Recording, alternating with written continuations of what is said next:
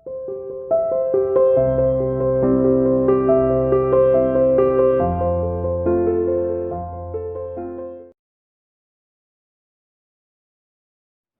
dear student, welcome to CA International School online classes. My dear plus 2 commerce class unit 3rd business environment. काफी topic करा चुके हैं. Today we will discuss about macro environment. चलिए देखते हैं बेटा macro environment क्या है. Macro environment is a part of component of business environment. ठीक है, कंपोनेंट जो हम पढ़े थे बिजनेस एनवायरनमेंट के, उसमें ही मैक्रो एनवायरनमेंट आता है. माइक्रो हम डिस्कस कर चुके हैं, जो कि जिसका क्लोज रिलेशन होता है संस्था से और अलग अलग रूप से प्रभावित करते हैं वो संस्था को. अब हम पढ़ेंगे मैक्रो एनवायरनमेंट क्या है.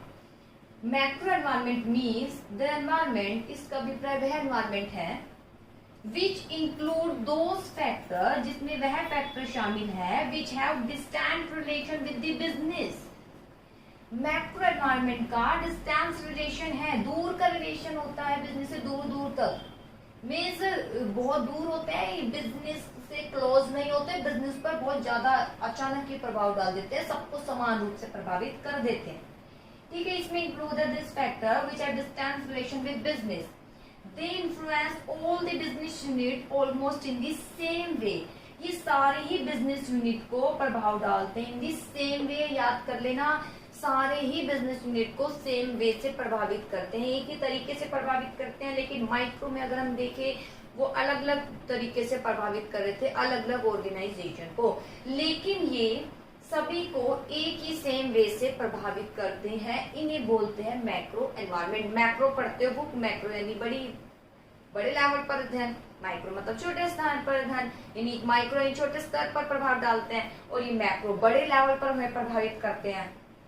तो ये देखिए, मैक्रो एनवायरनमेंट मीन्स वह एनवायरनमेंट है विच इंक्लूड, जिसमें इंक्लूड है वह factor which have distant relation with the business, जिसका बिजनेस के साथ दूर का रिलेशन है. They influence all the business unit almost in the same way, और ये प्रभाव डालते हैं सारे ही बिजनेस यूनिट को सेम वे से. मैक्रो एनवायरनमेंट में जो फैक्टर आते हैं, याद रख लीजिएगा, मैक्रो एनवायरनमेंट में जो फैक्टर आते हैं उन्हें डायमेंशन ऑफ बिजनेस एनवायरनमेंट भी कहा जाता है. फिर सुन लीजिए, मैक्रो एनवायरनमेंट के अंतर्गत जो फैक्टर आएंगे, मैक्रो में कौन कौन से फैक्टर आएंगे, इकोनॉमिक, सोशल, पॉलिटिकल एनवायरनमेंट, ये सब. ठीक है, ये जो फैक्टर होंगे इन्हें क्या नेम दिया गया है, डायमेंशन ऑफ बिजनेस एनवायरनमेंट. इन्हें क्या बोला जाता है, डायमेंशन ऑफ बिजनेस एनवायरनमेंट. किसको डायमेंशन, मैक्रो एनवायरनमेंट के फैक्टर को, ना कि माइक्रो के. याद रखिएगा, 1 मार्क्स में जा सकता है. मैक्रो एनवायरनमेंट के जो फैक्टर है उसको डायमेंशन ऑफ बिजनेस एनवायरनमेंट कहा जाता है, ना कि माइक्रो एनवायरनमेंट के फैक्टर को. ठीक है, तो ये कहलाया जाता है मैक्रो एनवायरनमेंट, जो कि एक संस्था को बड़े स्तर पर प्रभावित करते हैं और सार इक्वली रूप से सेम वे से ऑल बिजनेस यूनिट को क्या करते हैं, प्रभाव डालते हैं. मैक्रो एनवायरनमेंट में जो फैक्टर आते हैं उसे डायमेंशन ऑफ बिजनेस एनवायरनमेंट भी कहा जाता है. अब बात आती है मैक्रो एनवायरनमेंट में क्या क्या शामिल होते हैं. तो मैक्रो एनवायरनमेंट में सबसे पहले है इकोनॉमिक एनवायरनमेंट. सबसे पहले इकोनॉमिक एनवायरनमेंट है, फिर आता है सोशल एनवायरनमेंट. तो इकोनॉमिक एनवायरनमेंट क्या है बेटा, इसमें से केस स्टडी काफी आ जाती है. ठीक है, 4 मार्क्स तक की. तो आपको ये बताना होता है कौन सा एनवायरनमेंट है, बहुत ईजी है पहचानना, लेकिन आपको एक्सप्लेनेशन याद हो, ये मनी से रिलेटेड है. ठीक है, तो इकोनॉमिक एनवायरनमेंट क्या है, it refer to combination of economic policy. Economic system है, अभी पढ़ेंगे इकोनॉमिक सिस्टम क्या है, सोशलिस्टिक. ठीक है, पूंजीवादी अर्थव्यवस्था पढ़ी होगी, समाजवादी अर्थव्यवस्था पढ़ा है, मिक्स इकोनॉमी, ये सब कहलाया जाता है. इकोनॉमिक पॉलिसी क्या है, ठीक है, फिस्कल आपने पढ़ी है, मॉनेटरी पॉलिसी पढ़ी होगी. Economic condition of a country, क्या कंडीशन है, ये सब प्रभाव डालते हैं. क्या एक्सपोर्ट इंपोर्ट पॉलिसी है, इकोनॉमिक पॉलिसी क्या है, export import policy, industrial policy, ये सब शामिल किए जाते हैं इसके अंतर्गत. फिर देखिए यहाँ से मैक्रो एनवायरनमेंट का अभिप्राय वह एनवायरनमेंट से है जिसमें वो सारे फैक्टर शामिल है जिसका बिजनेस से दूर का रिलेशन है और ये सारे बिजनेस को सेम वे से प्रभाव डालते हैं. इसके अंतर्गत जो फैक्टर आते हैं उन्हें डायमेंशन ऑफ बिजनेस एनवायरनमेंट कहा जाता है. क्या कहा जाता है, डायमेंशन ऑफ बिजनेस एनवायरनमेंट. अब देखिए इसमें क्या क्या शामिल है.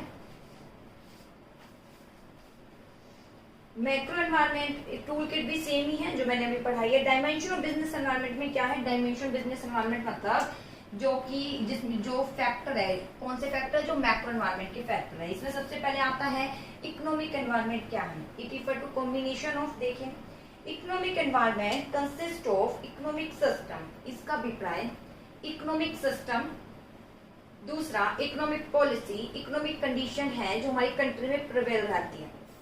All the three component of economic environment influence business to a large extent. और ये जो सारे कंपोनेंट है, ये जो सारे कंपोनेंट हैं बिजनेस को लार्ज एक्सटेंट पर क्या करते हैं, प्रभाव डालते हैं। क्या डालते हैं? इन्फ्लुएंस करते हैं बिजनेस को लार्ज एक्सटेंट पर। ये सारे ही इसके जो इकोनॉमिक एनवायरनमेंट के तत्व हैं, कंपोनेंट हैं। आगे, दे में क्रिएट थ्रेट्स और ऑफर अपॉर्चुनिटी।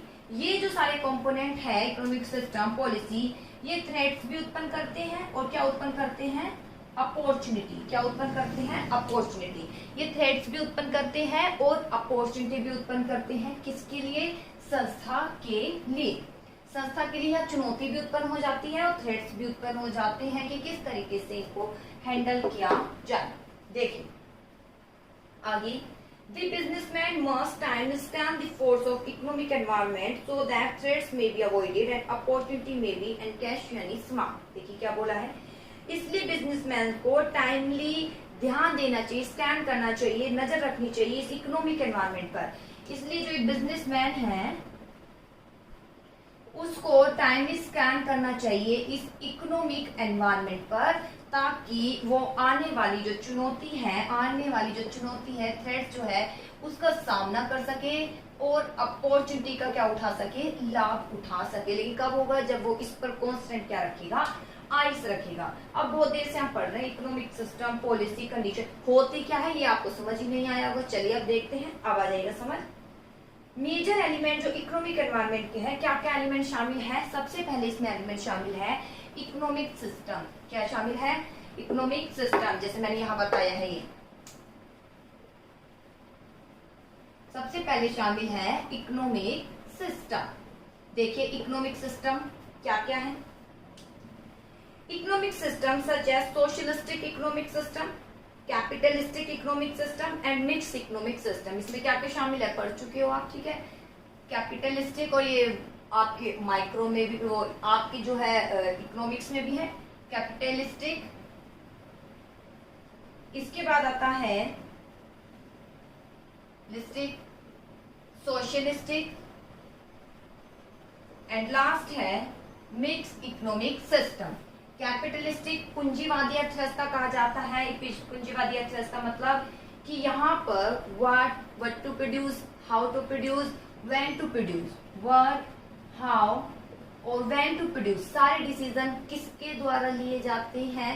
प्रोड्यूसर द्वारा। प्रोड्यूसर फ्री होता है इसमें। प्रोड्यूसर क्या होता है?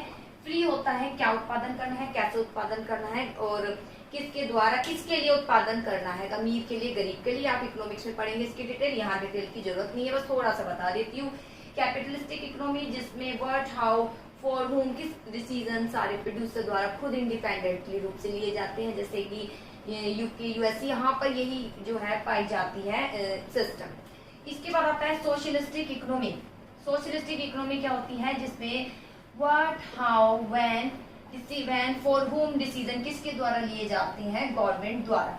किसके द्वारा? गवर्नमेंट, यानी गवर्नमेंट का ही जो है यहाँ पे बोलबाला होता है। प्रोड्यूसर फ्री नहीं होता what, how, for home production करने के लिए गवर्नमेंट का इंटरफेयर ज्यादा से ज्यादा रहता है। सोशलिस्टिक इकोनॉमी जैसे चाइना है, यहाँ पर ये ठीक है, जापान, यहाँ पर ये सब सोशलिस्टिक इकोनॉमी पाई जाती है। इसके बाद आता है मिक्स इकोनॉमी। क्या है मिक्स इकोनॉमी? कहाँ पर है मिक्स इकोनॉमी? दो कंट्री में है, एक तो हमारे इंडिया में और दूसरी पाकिस्तान, ठीक है। तो मिक्स इकोनॉमी मतलब जो व्हाट, हाउ और फॉर होम जो डिसीजन है, प्रोड्यूसर भी फ्री होता है और गवर्नमेंट भी जो है कोई ज्यादा इंटरफेयर नहीं करती।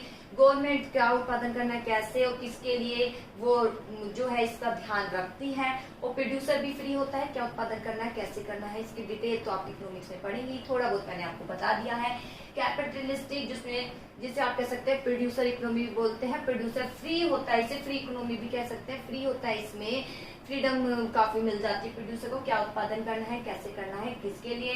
सोशलिस्टिक इकोनॉमी में क्या उत्पादन करना है, कैसे करना है, ये सारे डिसीजन जो है कौन लेती है, गवर्नमेंट लेती है।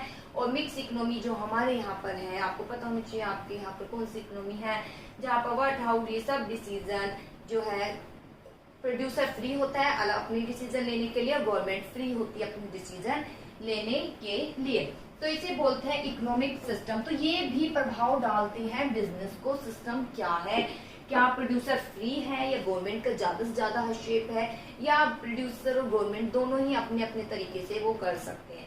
तो ये सब फैक्टर भी प्रभाव डालता है बिजनेस को। इसके बाद आता है इकोनॉमिक पॉलिसी।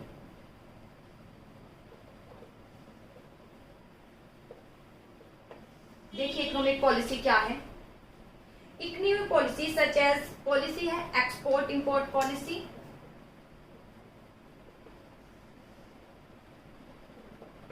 इसके बाद आता है टैक्सेशन पॉलिसी, इसके बाद आता है इंडस्ट्रियल पॉलिसी। ठीक है, तो इकोनॉमिक पॉलिसी में शामिल है export import policy, taxation policy और industrial policy. Export import policy क्या है, ये भी प्रभाव डालती है एक बिजनेस को। एक नई गवर्नमेंट आने से उसने एक्सपोर्ट इंपोर्ट पॉलिसी चेंज कर दी, जैसे उसमें बहुत से टैरिफ लगते हैं, ठीक है, तो ये सब उसने चेंज कर दी। एक्सपोर्ट इंपोर्ट पॉलिसी, कौन सी वस्तु का एक्सपोर्ट होना है, कोटा भी निर्धारित होता है कि वस्तु का इतनी मात्रा में एक्सपोर्ट हो सकता है, इससे ज्यादा नहीं, या इतनी मात्रा में इंपोर्ट कर सकते हैं, इससे ज्यादा नहीं। ये सब प्रभाव डालते हैं एक बिजनेस को। टैक्सेशन, क्या टैक्सेशन पॉलिसी है, टैक्स की क्या रेट है, क्या डिटरमाइन की गई है, ये भी प्रभाव डालते हैं एक बिजनेस को।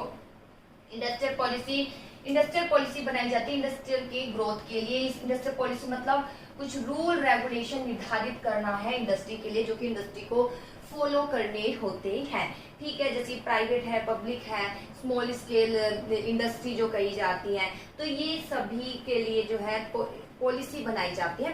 पॉलिसी इसलिए बनाई जाती है ताकि वो अपना कार्य ढंग से कर सके तरीके से। जैसे मान लीजिए किसी प्रकार का डिस्प्यूट उत्पन्न हो जाता है, तो अब पॉलिसी के अंतर्गत ही वहाँ रूल ऑलरेडी डिटरमाइन होंगे, वहाँ स्ट्रक्चर ऑलरेडी डिटरमाइन होगा कि किस तरीके से आपका सोल्यूशन होगा। तो ये पॉलिसी बनाई जाती है ताकि एक जो संस्था है इजीली रूप से अपने बिजनेस को चला सके। तो ये पॉलिसी भी प्रभाव डालती है बिजनेस को, पॉजिटिव रूप से भी और नेगेटिव रूप से भी। या तो पॉलिसी हमारे बहुत अच्छी फायदेमंद साबित होगी, या पॉलिसी फायदेमंद साबित नहीं होगी। अब जैसे स्कूल नहीं खुल रहे, तो पॉजिटिव भी और नेगेटिव स्कूलों के लिए, जिस स्कूल नहीं खुल रहे, बच्चे नहीं आ रहे हैं, तो कहीं ना कहीं थोड़ा बहुत नेगेटिव मीन्स उनकी इनकम पर तो बहुत ज्यादा इफेक्ट पड़ रहा है, नेगेटिव तो उत्पन्न हो रही है। वहीं इसके पॉजिटिव भी है, अगर स्कूल खोले जाए तो मे भी शायद, जैसे कि सुना जाता है जैसे ये वायरस फैल रहा है, तो इससे थोड़े चांसेस हैं। तो बस इतना है कि जो क्लासेस है, जैसे आप हैं 12th है 10th है, तो बच्चे थोड़े सीनियर होते हैं तो वो अपने आप को प्रोटेक्ट कर पाते हैं। लेकिन अगर छोटे बच्चों के लिए खोल दिया जाए 3rd 4th, तो कहीं ना कहीं सबके माइंड में होता है कि वो बच्चे इतने अवेयर नहीं होते हैं, उन्हें इतनी समझ नहीं होती है वो अपने आप को कैसे प्रोटेक्ट करे। और नर्सरी के बच्चे वो तो कैसे प्रोटेक्ट करे, उन्हें तो कुछ आता ही नहीं है, फर्स्ट किया उनमें भी कुछ समझ नहीं होती। कहीं ना कहीं वहां पर जो है उनके लिए कुछ हम कुछ क्या उनके लिए जो वो उनके लिए स्कूल नहीं खोले जाए, तो कहीं ना कहीं सबके ही माइंड में चल आ रहा है। और अगर खोले जाए तो 12th है 10th है, तो बच्चे अवेयर होते हैं, तो कहीं ना कहीं ये सब एक रूल ही रेगुलेशन इन सब में इंस्ट्रक्शन है जो कि अभी भी लागू की जा रही है। किसके लिए, ताकि लागू की जा रही है, और ये किस पर प्रभाव डालते हैं, बिजनेस को। ऐसे इंडस्ट्रियल पॉलिसी कुछ रूल रेगुलेशन जो एक संस्था को प्रभाव डालते हैं, उस संस्था को इन्हें फॉलो करना होता है। ये तो पॉजिटिव रूप से प्रभाव डालते हैं, नेगेटिव। इसके बाद आता है इकोनॉमिक कंडीशन।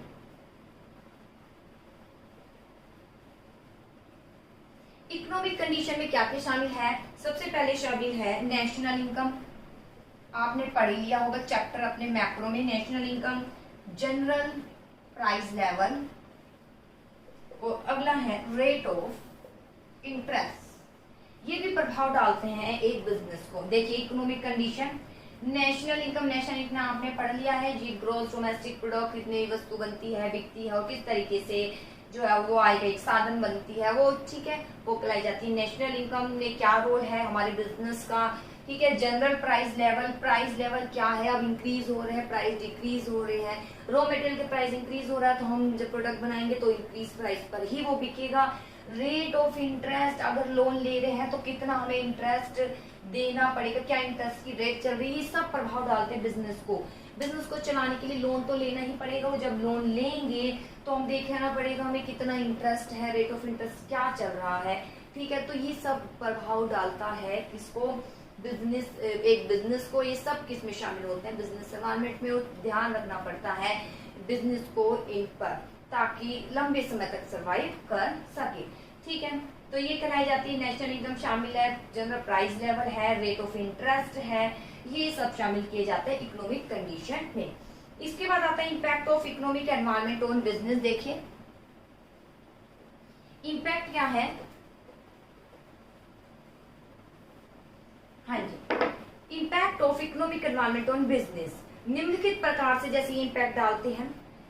मान लीजिए a decrease in bank interest rate significantly increase the demand of goods and vice versa. देखिए क्या है, कैसे प्रभाव डालते हैं। जैसे रेट ऑफ इंटरेस्ट है, क्या इंपैक्ट पड़ता है, इसका इंपैक्ट बताया गया है।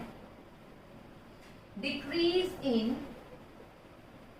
बैंक इंटरेस्ट रेट डिक्रीज होने पर इकोनॉमिक्स में बहुत पड़ा है, फिर क्या हो जाएगी, इंक्रीज हो जाएगी डिमांड। क्या इंक्रीज हो जाएगी, डिमांड किसकी, गुड्स एंड सर्विसेज। देखिए जैसे इंपैक्ट बताया, इसका क्या इंपैक्ट पड़ता है। मान लीजिए बैंक रेट, ये रहा rate of interest, bank interest rate decrease हो जाती है। डिक्रीज होने का मतलब अब लोन बहुत सस्ता मिलेगा, टीवी में दिखाते हैं बहुत सस्ता मिल रहा है लोन, होम लोन लीजिए। अगर बैंक इंटरेस्ट रेट क्या हो जाता है, डिक्रीज हो जाता है, तो डिक्रीज होने पर हमें लोन सस्ता मिलेगा। लोन सस्ता मतलब उस पर इंटरेस्ट जो देंगे बहुत कम देना पड़ेगा, तो फिर क्या हो जाएगी, लोग जो है ज्यादा से ज्यादा लोन लेने की कोशिश करेंगे, तो डिमांड इंक्रीज हो जाएगी गुड्स एंड सर्विसेज की, क्योंकि लोग के पास पैसा आएगा, पैसा को क्या करेंगे, वो खर्च करेंगे, तो डिमांड किसकी इंक्रीज हो जाएगी, गुड्स एंड सर्विसेज की। मान लीजिए डिक्रीज के बाद इंक्रीज हो जाती है, क्या इंक्रीज हो जाती है, बैंक इंटरेस्ट रेट, तो डिमांड क्या हो जाएगी, डिक्रीज हो जाएगी गुड्स एंड सर्विसेज की। तो ये इंपैक्ट सब डालते हैं बिजनेस को। अगला, rise in income of people, अगर लोगों की इनकम इंक्रीज हो जाए, अगर इनकम क्या हो जाए, इंक्रीज। आप देखिए सब जगह मनी से रिलेटेड है, इकोनॉमिक में मनी से रिलेटेड आता है। अगर इंक्रीज हो जाए इनकम व्यक्ति की, तो क्या करेगा, जब इनकम इंक्रीज होगी तो आप क्या करते हो, आपकी इनकम इंक्रीज हो गई, सबसे पहले खर्चा अपना जरूर बढ़ा देते हो, तो इंक्रीज हो जाएगी, क्या इंक्रीज हो जाएगी, डिमांड गुड्स एंड सर्विसेज। मान लीजिए इंक्रीज हो रही है लोगों की इनकम, तो वो ज्यादा वस्तु खरीदेंगे, हमारी वस्तु की सेल ज्यादा हो जाएगी, तो ये भी प्रभाव डालता है। पर high inflation rate increase the cost of business. देखिए क्या बोला है, हाई इन्फ्लेशन इंक्रीज कर देगा कॉस्ट ऑफ बिजनेस।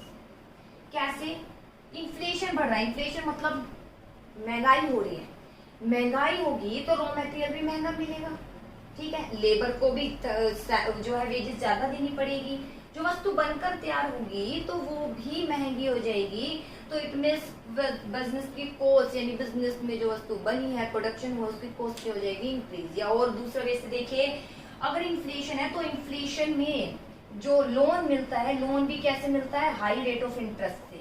कैसे मिलता है, हाई रेट ऑफ इंटरेस्ट से हमें लोन मिलता है। तो बिजनेस इन्फ्लेशन में लोन में, इन्फ्लेशन मतलब ही लोन अगर लेंगे महंगा होगा, तो जब इन्फ्लेशन में लोन लेंगे तो हमें महंगा मिलेगा, है महंगा भी मिलेगा। और दूसरा, तब भी बिजनेस की कॉस्ट क्या हो जाएगी, इंक्रीज, क्योंकि बिजनेस को ऊपर देना पड़ेगा इंटरेस्ट ज्यादा। और इन्फ्लेशन का मतलब रॉ मटेरियल सब महंगे मिल रहे हैं, वस्तु को बनाएंगे वो ऑलरेडी महंगी ही बिकेगी। और लेबर, इन्फ्लेशन है तो लेबर की भी वेजेस का स्तर उसके अकॉर्डिंग बढ़ता रहता है, और इसलिए इंक्रीज हो जाएगी बिजनेस की कॉस्ट। तो ये है बेटा कुछ इम्पैक्ट। टॉपिक बहुत इंपॉर्टेंट है, डायमेंशन बहुत इंपॉर्टेंट है लेसन में, इनमें से आती है मोस्टली केस स्टडी, तो आपको इसको अच्छे से याद करना है। फिर मैं पढ़ा देती हूँ। इकोनॉमिक एनवायरनमेंट में इकोनॉमिक सिस्टम है, पॉलिसी है, कंडीशन है, ठीक है। जो बड़े स्तर पर संस्था को प्रभावित करते हैं, इसके लिए थ्रेट्स भी उत्पन्न करते हैं और अपॉर्चुनिटी भी उत्पन्न करते हैं। इसलिए बिजनेसमैन को टाइमलेस को स्कैन करना चाहिए। इकोनॉमिक सिस्टम में कैपिटलिस्टिक, सोशलिस्टिक, मिक्स्ड इकोनॉमी शामिल होती है, बता दिया है। इकोनॉमिक पॉलिसी में एक्सपोर्ट इंपोर्ट पॉलिसी, टैक्सी क्या पॉलिसी, इंडस्ट्री के लिए क्या पॉलिसी बनाई गई है।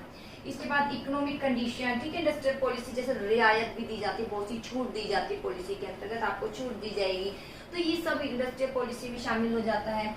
इकोनॉमिक कंडीशन की भाई नेशनल इनकम है, general price level, rate of interest, ये सब प्रभाव डालते हैं बिजनेस को। अब आता है सबसे पहले इकोनॉमिक कंडीशन, नेशनल इनकम में कितना योगदान है, ठीक है, और कितना नहीं है, कितना आय का एक साधन बना हुआ है, कितना हम टैक्स देते हैं, ये सब प्रभाव डालता है बिजनेस को। इम्पैक्ट जैसे decrease in bank interest rate, bank interest rate अगर क्या हो जाए, डिक्रीज हो जाए मान लीजिए, तो क्या इनके क्या इम्पैक्ट पड़ते हैं, इम्पैक्ट बता दें, इंटरेस्ट रेट डिक्रीज हो जाए तो डिमांड इंक्रीज हो जाएगी। अगर इनकम इंक्रीज हो जाती है व्यक्तियों की तो डिमांड इंक्रीज करेंगे वस्तु की, हमारी बिजनेस की ज्यादा वस्तु की बिकेगी। इन्फ्लेशन बढ़ जाता है तो हमें वस्तु रॉ मटेरियल महंगा मिलेगा, वस्तु बनेगी महंगी, बिकेगी महंगी, बिजनेस की कॉस्ट इंक्रीज हो जाएगी, ठीक है।